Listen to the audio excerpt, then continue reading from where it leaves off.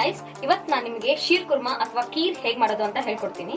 So ನಮಗೆ ಏನೇನು ಬೇಕು ಅಂತ ಹೇಳಿದ್ರೆ, ಸಮ ಡ್ರೈ ಫ್ರೂಟ್ಸ್ ಬೇಕು ನಮಗೆ. ಇದು ಚಾರೋಳಿ ಮತ್ತೆ ನಾನು ವಾಟರ್ ಮಿಲನ್ ಸೀಡ್ಸ್ನ ರಾತ್ರಿ ನೆನೆ ಇಟ್ಬಿಟ್ಟು ಮಾರ್ನಿಂಗ್ ಎದ್ಬಿಟ್ಟು ಸ್ವಲ್ಪ ಫ್ರೈ ಮಾಡಿದ್ದೀನಿ ಗೀಯಲ್ಲಿ.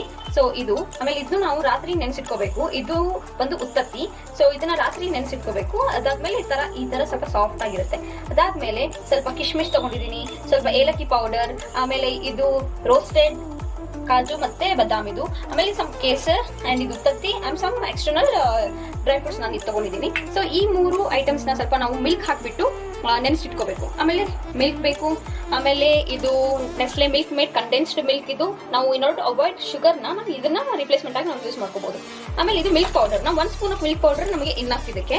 ಆಮೇಲೆ ಇದಕ್ಕೆ 3ಕ್ಕೂ ನಾವು ಮಿಲ್ಕ್ ಹಾಕಬೇಕು. ಸೊ ನೆನೆಸಿಟ್ಕೋಬೇಕು. ಆಮೇಲೆ ಇದಕ್ಕೆ ಮಿಲ್ಕ್ ಹಾಕ್ಬಿಟ್ಟು ನಾವು ರುಬ್ಕೋಬೇಕು. ಆಮೇಲೆ ಸ್ವಲ್ಪ ನಮಗೆ ಈ ತರ ಶೀರ್ ಕುರ್ಮಾದ್ದು ನಮಗೆ ಶಾವಿಗೆ ಸಿಗುತ್ತೆ ಗೈಸ್. ಇದನ್ನ ನಾವು ಗೀಯಲ್ಲಿ ಸ್ವಲ್ಪ ರೋಸ್ಟ್ ಮಾಡ್ಕೊಂಡ್ಬಿಟ್ಟು ಇಟ್ಕೋಬೇಕು. ಜಾಸ್ತಿ ಶೀರ್ ಕುರ್ಮಕ್ಕೆ ನಾವು ಇದು ಶಾವಿಗೆನ ಹಾಕಬಾರ್ದು, ಇಲ್ಲಾಂದ್ರೆ ಗಟ್ಟಿ ಆಗ್ಬಿಡುತ್ತೆ, ಅದು ಪಾಯಸ ಹಾಕೊಂಡ್ಬಿಡುತ್ತೆ, ಶಾವಿಗೆ ಪಾಯಸ ಆಗುತ್ತೆ. ಇದು ಖೀರ್ ಅಂದ್ರೆ ಸ್ವಲ್ಪ ನೀರ್ ಲಿಕ್ವಿಡ್ ಆಗಿರ್ಬೇಕು ನಮಗೆ, ಅದಕ್ಕೆ ನಾವು ಇಷ್ಟೇ ಶಾವಿಗೆ ತಗೋಬೇಕು.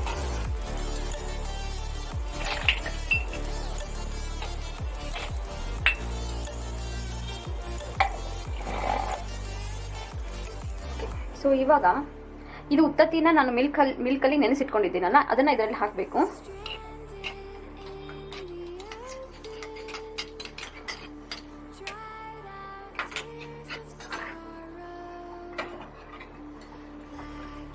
ಸೊ ನಾನು ಇದು 2 ಸ್ಪೂನ್ ಮಿಲ್ಕ್ ಪೌಡರ್ನ ತಗೊಂಡಿದ್ನಲ್ಲ, ಈ ಮಿಲ್ಕ್ ಪೌಡರಲ್ಲಿ ಸ್ವಲ್ಪ ನಾನು ಹಾಲನ್ನ ಮಿಕ್ಸ್ ಮಾಡ್ಕೋಬೇಕು. ಸೊ ಇದನ್ನ ಈ ತರ ಮಿಕ್ಸ್ ಮಾಡ್ಕೊಳ್ಳಿ, ಚೆನ್ನಾಗಿ ಮಿಕ್ಸ್ ಮಾಡ್ಕೊಳ್ಳಿ.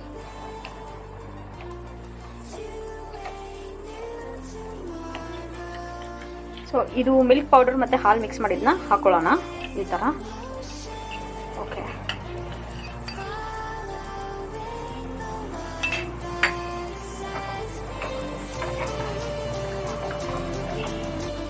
ಸೊ ಈ ತರ. ನೆಕ್ಸ್ಟ್ ಈ ಕೇಸರ್ ಮತ್ತೆ ನಾನು ಮಿಲ್ಕ್ನ ಹಾಕ್ಬಿಟ್ಟು, ಕೇಸರಲ್ಲಿ ಸ್ವಲ್ಪ ಮಿಲ್ಕ್ ಹಾಕ್ಬಿಟ್ಟು ನಾನು ನೆನೆಸಿಟ್ಟಿದ್ದೆ. ಸೊ ಅದನ್ನ ನಾವು ಆ್ಯಡ್ ಮಾಡ್ಕೋಬೇಕು ಇವಾಗ.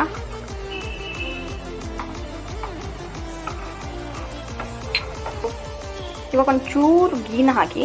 ಸೊ ಇದು ಸ್ವಲ್ಪ ಚೆನ್ನಾಗಿ ಟೆಕ್ಸ್ಚರ್ ಕೊಡುತ್ತೆ. ಸ್ವಲ್ಪ ಗೀ,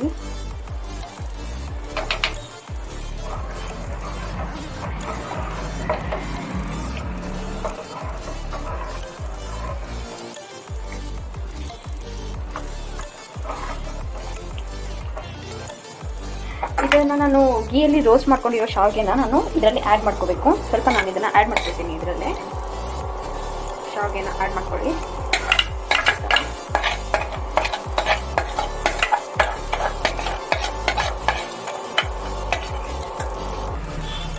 ಇದನ್ನ ನಾವು ಚೂರು ಕುದಿಸ್ಕೋಬೇಕು 10 ಮಿನಿಟ್ಸ್.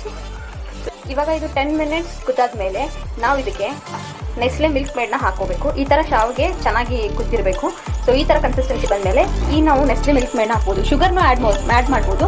ಅದನ್ನ ಶುಗರ್ ಬದಲಿ ನಾನು ಇದನ್ನ ಆ್ಯಡ್ ಮಾಡ್ತಾ ಇದ್ದೀನಿ. ಸೊ ಇದರಿಂದ ನಾನು ನಿಮಗೆ ಎಷ್ಟು ಶುಗರ್ ಬೇಕು ಅಷ್ಟು, ಅಂದರೆ ಎಷ್ಟು ಸ್ವೀಟ್ನೆಸ್ ಬೇಕೋ ಆ ಥರ ನೀವು ಡಿಪೆಂಡ್ಸ್ ಅಪಾನ್ ಯುವರ್ ಟೇಸ್ಟ್ ನೀವು ಆ್ಯಡ್ ಮಾಡ್ಬೋದು. ಇದನ್ನು ನಮ್ಮನೇಲಿ ನಾವು ಸ್ವಲ್ಪ ಸ್ವೀಟ್ ಕಡಿಮೆ ತಿಂತೀವಿ. ಸೊ ನಾನು ನೋಡ್ಕೊಂಡು ಹಾಕ್ತೀನಿ ಇದನ್ನು.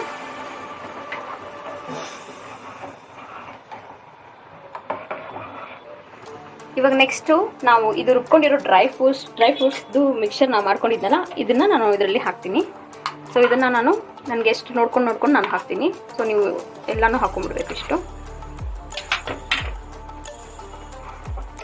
ಸೊ ಇದಾದಮೇಲೆ ಸ್ವಲ್ಪ ನಾನು ಏಲಕ್ಕಿ ಪೌಡರ್ನ ಆ್ಯಡ್ ಮಾಡ್ಕೊಳ್ತೀನಿ. ನೆಕ್ಸ್ಟ್ ಲಾಸ್ಟ್ಗೆ ನಾವು ನಮ್ಮದು ಎಲ್ಲ ಡ್ರೈ ಫ್ರೂಟ್ಸ್ ನಿಮ್ಮ ಹತ್ರ ಯಾವ್ಯಾವ ಡ್ರೈ ಫ್ರೂಟ್ಸ್ ಇದೆ ಅದನ್ನು ನೀವು ಈ ಥರ ಆ್ಯಡ್ ಮಾಡ್ಕೋಬೇಕು. ಸೊ ನಾನು ಸ್ವಲ್ಪ ಆ್ಯಡ್ ಮಾಡ್ತೀನಿ. ಸೊ ನಾನು ಬೌಲಲ್ಲಿ ಸರ್ವ್ ಮಾಡಬೇಕಾದಾಗ ಒಂದು ಚೂರು ಹಾಕಿ ನಾನು ಕೊಡ್ತೀನಿ. ಈ ಥರ ಹಾಕಿಬಿಟ್ಟು ಸ್ಟರ್ ಮಾಡಿಬಿಡಿ. ಇಷ್ಟು ಹಾಕಿ ಸ್ಟರ್ ಮಾಡಿ. ಸೊ ಇದು ರೆಡಿಯಾಗಿದೆ. ಒಂದು 5 ಮಿನಿಟ್ಸ್ನ ನೀವು ಬಾಯ್ಲ್ ಮಾಡಿ. So next it is ready to serve. ನೋಡಿ ಎಷ್ಟು ಚೆನ್ನಾಗಾಗಿದೆ. ಆಮೇಲೆ ನೀವು ಇದಕ್ಕೆ ಮೇಲೆ ಸ್ವಲ್ಪ ಗೀ ಬೇಕಂದರೆ ನೀವು ಒಂಚೂರು ಗೀನೂ ಆ್ಯಡ್ ಮಾಡ್ಕೋಬೋದು. ನಾನು GRB ಗೀ ತೊಗೊಂಡಿದ್ದೀನಿ.